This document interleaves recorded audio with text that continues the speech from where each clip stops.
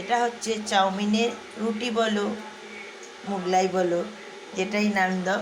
চাউমিনটাকে সেদ্ধ করে একটু ময়দা 1 কাপ, যদি আধা কাপ দাও তাহলে তার 1/3 কাপ হবে চালের গুঁড়ো, একটা ডিম, গাজর কুচি, বিনস কুচি, যা যা ভেজিস দিতে চাও, বাচ্চারা না খেলে দিয়ে দিতে পারো, লঙ্কা কুচি, বেল পেপার, সব কিছু দিয়ে লবণ মিষ্টি একটুখানি, যেহেতু রসুন কুচি পেঁয়াজ কুচি দিয়েছি, দিয়ে ভালো মতো মেখে, আর একটু দই দিয়ে মেখেছি, মেখে রেস্টে রেখে দিয়েছিলাম প্রায় ঘন্টা খানিক।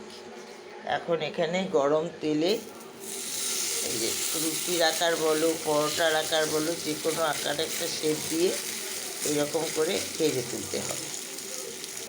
এই যে ফ্রেন্ডস দেখো, একটুখানি তেল ব্রাশ করে আবার উল্টে দিলাম। এত সুস্বাদু হয় কি বলবো, বাচ্চারা সবজি না খেতে চাইলে বড় বাচ্চা সবার খুব ভালো।